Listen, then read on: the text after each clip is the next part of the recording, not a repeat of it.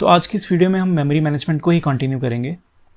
आज जो टॉपिक्स हम मेमोरी मैनेजमेंट में कवर करने वाले हैं वो है पेजिंग एंड सेगमेंटेशन।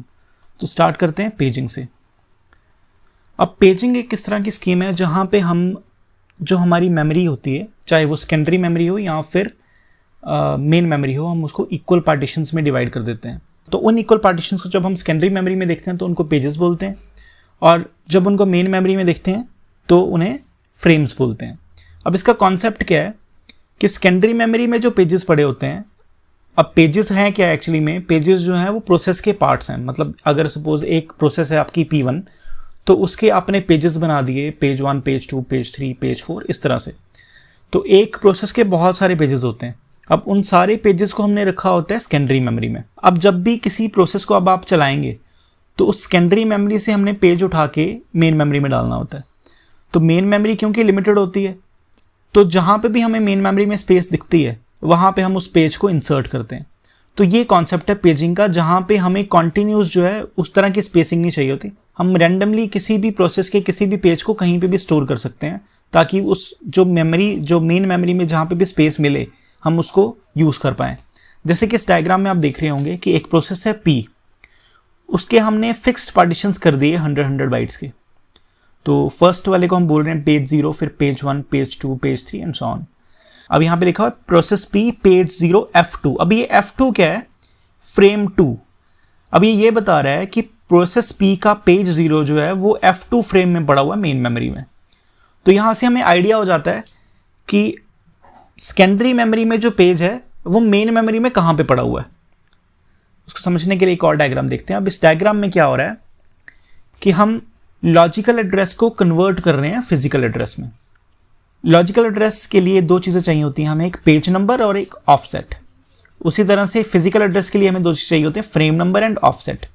अब पेज नंबर और फ्रेम नंबर जो है वो अलग अलग हो सकते हैं, पर जो ऑफसेट है वो हमेशा सेम होता है। ऑफसेट से आप ये समझिए, ऑफसेट हमें ये बताता है कि जिस चीज़ को आप ट्रांसलेट करने वाले हैं लॉजिकल टू फिजिकल में, उसका एक्चुअल में साइज कितना है। तो साइज तो हमेशा सेम ही रहेगा ना, तो इसलिए ऑफसेट जो है वो सेम रहता है दोनों केसेस में। तो ये पेज टेबल हमें ये बताता है कि कौन सा पेज कौन से फ्रेम में पड़ा हुआ है। तो ये किस तरह से काम करता है, जैसे कि आपकी बुक में एक इंडेक्स होता है। इंडेक्स क्या बताता है हमें कि कौन सा टॉपिक कौन से पेज पे पड़ा हुआ है, इसलिए उसको ढूंढने में आसानी हो जाती है। इसी तरह से जब हम इसको कन्वर्ट करते हैं, ट्रांसलेट करते हैं, तो ये जो पेज मैप टेबल है या फिर जिसे पेज टेबल भी बोलते हैं, ये हमें ये बताता है कि कौन सा पेज कहाँ पे है और उसके कॉरस्पॉन्डिंग जो फ्रेम कहाँ पे है। मतलब कौन सा पेज कौन से फ्रेम में पड़ा हुआ है मेन मेमोरी में। तो ये पेजिंग का कॉन्सेप्ट है। अब पेजिंग में याद रखिएगा कि हमने फिक्स्ड पार्टीशंस करी हुई हैं, और जब हम पेज और फ्रेम की बात करते हैं, अगर पेज हमारा 100 KB का होगा तो फ्रेम भी 100 KB का होगा। अब नेक्स्ट मूव करते हैं सेगमेंटेशन पे। अब सेगमेंटेशन में वो लिमिटेशन नहीं है कि हमें फिक्स्ड साइजेस बनाने हैं। यहाँ पे जो ब्लॉक्स के साइजेस हैं ये अलग अलग हो सकते हैं। अब सेगमेंट क्या है कि हर किसी की अपनी अपनी फंक्शनैलिटी होती है। जैसे कि अगर सपोज अगर एक गेम की बात करें, तो हो सकता है कि गेम का एक पार्ट जो है वो ग्राफिक्स की फंक्शनैलिटीज को परफॉर्म कर रहा हो, तो एक पार्ट जो है वो साउंड की फंक्शनैलिटी को परफॉर्म कर रहा हो। तो ये दो अलग अलग सेगमेंट्स हो गए। तो इस तरह सेगमेंट जो है वो अलग अलग साइज के भी हो सकते हैं। हो सकता है ग्राफिक्स वाला सेगमेंट जो वो ज़्यादा बड़ा हो और जो साउंड वाला सेगमेंट है वो ज़्यादा छोटा हो। तो इसलिए सेगमेंट का साइज जो है वो फिक्स नहीं होता, वो अलग अलग हो सकता है। जैसे कि यहाँ पे आप देख रहे हैं।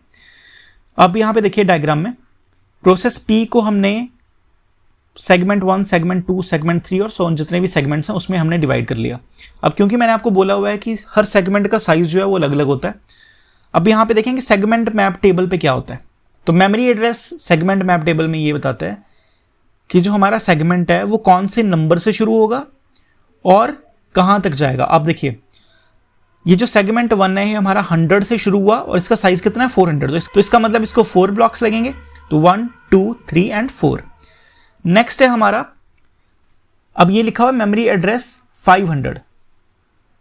अब सेगमेंट 2 में मेमोरी एड्रेस लिखा हुआ है 500। अब इसका साइज कितना है 200। इसका मतलब ये 500 से स्टार्ट होगा, और क्योंकि इसका साइज 200 है तो दो ब्लॉक्स को ये कवर करेगा जो कि हैं 500 और 600। उसी तरह से नेक्स्ट सेगमेंट 3 जो था वो था 800 पे स्टार्ट था और उसका साइज था 100। तो इसका मतलब ये एक ही ब्लॉक लेगा। तो इस तरह से जो है वो सेगमेंटेशन काम करती है। तो ये याद रखिएगा, पेजिंग में हम मेन मेमोरी को या फिर सेकेंडरी मेमोरी को फिक्स्ड ब्लॉक्स में डिवाइड कर देते हैं, पर सेगमेंटेशन में ऐसा नहीं होता। सेगमेंटेशन में जो ब्लॉक्स हैं वो अलग अलग साइजेस के हो सकते हैं। तो मुझे लगता है पेजिंग और सेगमेंटेशन आपको अच्छे से समझ में आ गया होगा। अगर इससे रिलेटेड आपका कोई भी क्वेश्चन है तो प्लीज़ आप कमेंट सेक्शन पे कमेंट करिए। इसी तरह की और वीडियोस देखने के लिए देखते रहिए एएस नोट्स और सब्सक्राइब करिए। Thank you.